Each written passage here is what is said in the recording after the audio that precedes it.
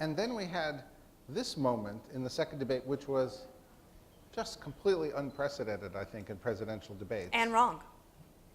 I certainly do. I think it's interesting. The president just said something which is that on the day after the attack, he went in the Rose Garden and said that this was an act of terror.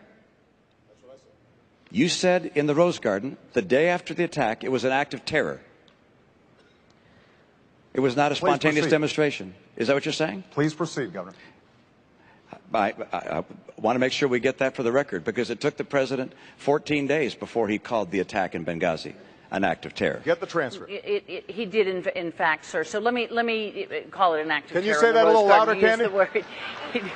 He did call it an act of terror. It did as well take 2 weeks or so for the whole idea of there being a riot out there about this tape to come out. You're correct about that. The administration indicated that this was a reaction to a video and was a spontaneous. And never before have you seen a moderator of a presidential debate come in and start to argue with statements of a presidential candidate. And so 67 million people watched that debate. 2 million people, maybe, that watched CNN, saw her say the next morning, well, actually, Romney was right. He was right in the main, whatever that means. Really incredible. But actually, I think given the exit polls, and I don't think it was a big deal, though. I think the Republicans were going to lose regardless. I don't know why they didn't know it. Mark's going to look into that for me. But I don't think that was determinative of anybody's vote. I think that was already determined before then. Yeah, I would agree. I don't think that moment had a lot of impact other than the fact that obviously Romney was set to make Libya an issue, and from the moment that interaction happened, he basically had to drop that as an issue. Didn't bring it up in the foreign policy debate, didn't want a replay of that. Because I do think that if he had done that, then all of a sudden Benghazi would have become his problem. So this is the last clip I'll show. Another stunning and unprecedented moment in a presidential campaign. I had a clip, but it takes too long, of what Christie said the week before about Obama. But suffice it to say that this was about as stunning a last week development as I've ever seen. Obviously, I want to thank the president. We spent a significant afternoon together surveying the damage up and down the New Jersey coastline. We were on Marine One together to be able to show the president that personally. I had an opportunity to see it, and we had an opportunity to discuss it at length.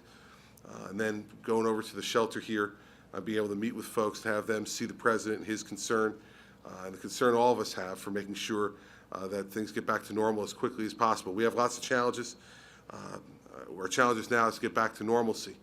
And so the things we need to do is to make sure that we get power restored as quickly as possible, make sure that people have clean drinking water and wastewater treatment plants are working, hospitals are taken care of the way they need to, and that we get kids back to school. And so I discussed all those issues today with the president, and I'm pleased to report that he has sprung into action immediately to help get us those things while we were in the car riding together. So I want to thank him for that. He has worked incredibly closely with me since before the storm hit.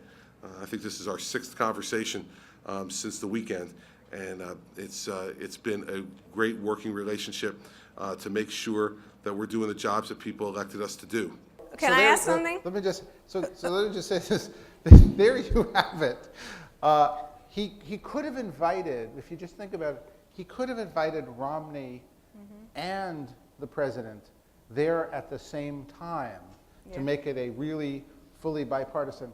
And just to set the context, Chris Christie was given the keynote speech, the plum of political plums that the presidential candidate and his team have to give out to a fellow party member. And like I said, obviously it was a politically just moment in the sense that the president was there, but there are many things he could have done to have broadened that, to have made it an equal moment across the campaigns, and he didn't do that. So who's the advance guy that didn't give the guy on the right the black fleece? I mean, you know that, remember the Highlights magazine, like which one doesn't belong? And like, you could circle him. And then why didn't they tell Chris Christie that white shoes, no. I don't get it. So here's the thing about Chris Christie. People love him because he's over the top. He's fun TV. He's a good governor. Like, he's over the top in his criticism and over the top in his praise.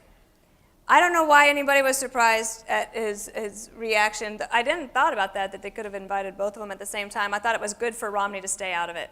That was the right thing to do. The right thing to do isn't necessarily the way you win elections, but it is what it is. So I'll just go back. My 4 lessons: are we becoming as combative in our politics as cable TV, even on the presidential level? No speech is off the record. Nobody can be relied upon in politics.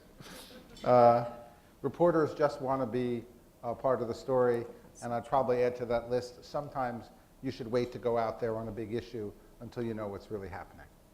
So there's been nothing, before we take a question, I'll tell you there has been nothing more fun in the past 48 hours than unfollowing all those reporters that I just cannot stand.